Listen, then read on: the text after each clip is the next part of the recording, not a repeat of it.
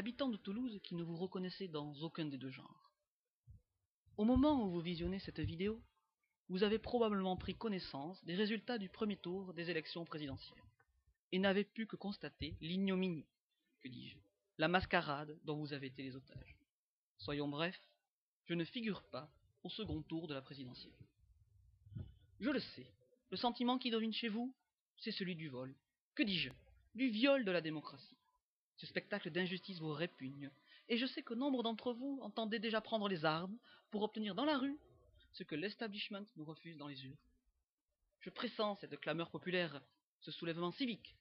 Je vois déjà les millions de personnes défiler, soulevant d'immenses pancartes à mon effigie. C'est lui que nous voulons. Je vous en conjure, ne faites rien.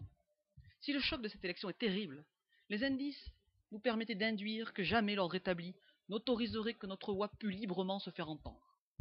Le fait par exemple que nous ne disposions que d'un seul parrainage, en l'espèce celui du maire de Poucharamet, qui est aussi le cousin de mon beau-frère. Bref, tout ceci aurait dû nous alerter quant aux difficultés que nous aurions à rencontrer. En tout état de cause, si je lance officiellement un appel au calme, je n'entends pas moins organiser la résistance. Dès ce jour, depuis mon QG secret, connu sous le nom de code de chambre quand j'étais gosse, chez mes parents, chez qui je rentre le week-end pour laver mes affaires parce que je suis un inadapté, et bien depuis ce QG secret, je lance un appel à l'insoumission pacifique.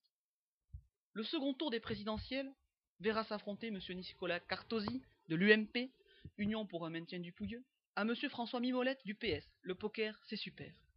Aucun des candidats n'est en mesure de redresser la situation. M. Cartosi a eu 5 ans pour faire ses preuves. César est roi des cœurs en 2007, ayant rassemblé autour de lui les 7 familles de son camp politique. Il finit en 2012 valet d'Anguilla, reine des piques. Quant à M. Mimolette, s'il a su attirer à lui la foule, aux dames, aux goudas, il n'en reste pas moins que sa stratégie relève plus du poker menteur que de la bataille d'idées. Mercredi 2 mai 2012 a lieu le débat d'entre-deux tours. Boycottons-le et préférons-lui un bon entre-deux-mers. À partir de 20h, au bar du Languedoc, venez nombreux, venez faire entendre votre voix, celle de votre parti. Face aux pouilleux et aux joueurs de poker, venez montrer qui a les cartes en main. C'est en 3 tours que se décident les choses. Le tout pour simplement 5 € de donation, 5 € qui, je l'espère, permettront de préparer d'ores et déjà la campagne de 2017, qui, je n'en doute pas, sera victorieuse. Vive la belote, vive la rebelote.